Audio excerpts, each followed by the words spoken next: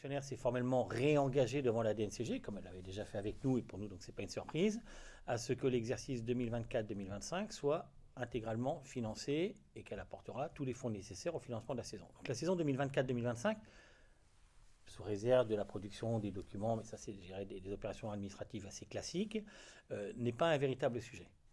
Enfin, je ne vais pas me dire n'est pas un sujet du tout, je vais laisser le mot un véritable sujet parce que pardon, les opérations bancaires étant pas complètement achevées à cette heure-là, légitimement on peut attendre qu'elles soient menées à leur terme, mais il n'y a pas d'inquiétude de notre côté sur la saison 2024-2025. Par contre, et c'est une vraie déception pour nous, et c'est une difficulté, mais on va l'affronter, c'est que les comptes qui ont été communiqués au mois de juin 2024 sont assez sensiblement différents de la réalité de l'atterrissage et des comptes réels au 30 juin 2024. Voilà.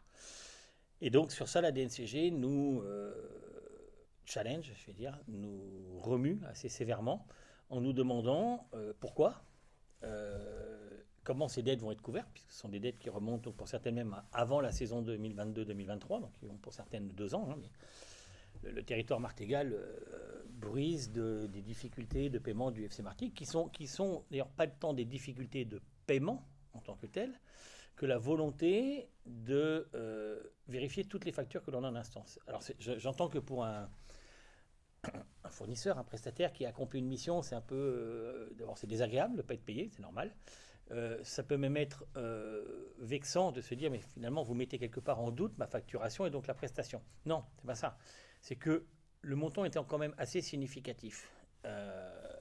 Ça mérite, et j'y tiens, que l'on vérifie que chaque euro qui sort du FC Martigues, il va bien à la bonne destination pour les bonnes raisons, même si. Voilà. Donc on a entamé une campagne de paiement hier, pour être très clair. On a commencé à payer un certain nombre de fournisseurs. On va les payer, en tout cas progressivement.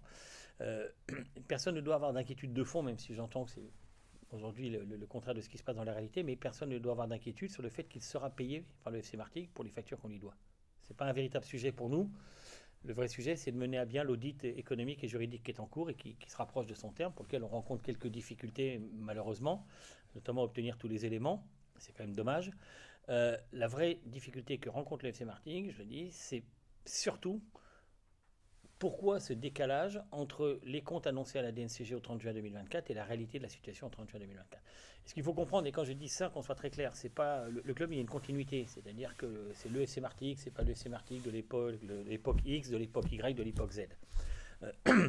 Mais en attendant, et je trouve ça personnellement tout à fait légitime, l'actionnaire souhaite que on y voit parfaitement clair sur tous les sujets, et la DNCG aussi. Voilà. Donc le vrai sujet pour nous, il est là.